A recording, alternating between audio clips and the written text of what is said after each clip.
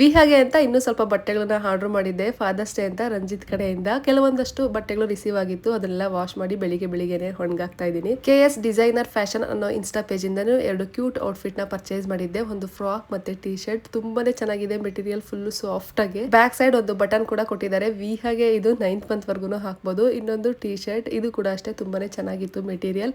And ಇವತ್ತು ಅಡುಗೆಗೆ ನಾನು ಚಿಕನ್ ಸಾಂಬಾರ್ನ ಮಾಡ್ತಾ ಇದ್ದೀನಿ. ಮನೇಲಿ ಅತ್ತೆ, ಅಮ್ಮ, ಅಣ್ಣನ ತಂಗಿ ಕೂಡ ಇದ್ರಲ್ವಾ. ಸಾಂಬಾರ್ ರೆಸಿಪಿ ನಾನೇನು ಶೂಟ್ ಮಾಡಲಿಲ್ಲ, ಬಿಕಾಸ್ ಆಲ್ರೆಡಿ ಒಂದ್ಸತಿ ನಿಮ್ಮ ಜೊತೆ ಶೇರ್ ಮಾಡ್ಕೊಂಡಿದ್ದೀನಿ ಚಿಕನ್ ಸಾಂಬಾರ್ ರೆಸಿಪಿ. ಸೊ ಹಂಗಾಗಿ ನಾರ್ಮಲ್ ಆಗಿ ಮಾಡ್ಕೊತಾ ಇದ್ದೆ. ಆ್ಯಂಡ್ ಇವತ್ತು ವೀಕಾಗೆ ನಾನು ಸ್ನಾನ ಮಾಡಿಸಿದ್ದೆ ಆಯಿತಾ.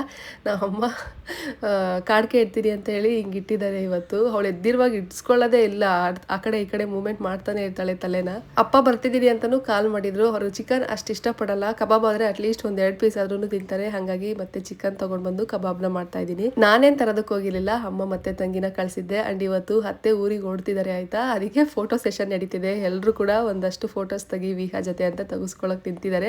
ಬಟ್ ವಿಹಾ ಯಾವಾಗಲೂ ಸ್ಮೈಲ್ ಮಾಡ್ತಿದ್ಲು, ಇವತ್ತು ಅವ್ರ ಜೊತೆ ಫೋಟೋ ತೆಗೆಸ್ಕೋಬೇಕಾದ್ರೆ ಸ್ಮೈಲ್ ಮಾಡಲೇ ಇಲ್ಲ. ಅವಳು ಇವಾಗ ಐಡೆಂಟಿಫೈ ಮಾಡ್ತಿದ್ದಾಳಲ್ವಾ, ನನ್ನ ಹತ್ರ ಮತ್ತೆ ರಂಜಿತ್ ಹತ್ರ ಅಷ್ಟೇ ಹೋಗೋದು, ಬೇರೆ ಯಾರ ಹತ್ರನೂ ಹೋಗಲ್ಲ. ಹೋದ್ರು ಒಂದು 5 ಮಿನಿಟ್ಸ್ ಅಷ್ಟೇ. ನನ್ನ ಹಸ್ಬೆಂಡ್ ಕೂಡ ಅತ್ತೆನ ಅವ್ರ ಅಣ್ಣ ಮನೆ ಹತ್ರ ಬಿಟ್ಟು ಬರೋದಕ್ಕೆ ಹೊರಟರು. ಸಂಜೆ ಈ ರೀತಿ ಎಲ್ಲರೂ ನನ್ನ ಮಗಳ ಜೊತೆ ಆಟ ಆಡ್ತಿದ್ರು. ವ್ಯೂ ನೋಡೋದಕ್ಕೆ ತುಂಬಾನೇ ಚೆನ್ನಾಗಿತ್ತು. ಇವತ್ತಿನ ವ್ಲಾಗ್ ಇಷ್ಟ, ನಾಳೆ ಸಿಗ್ತೀನಿ.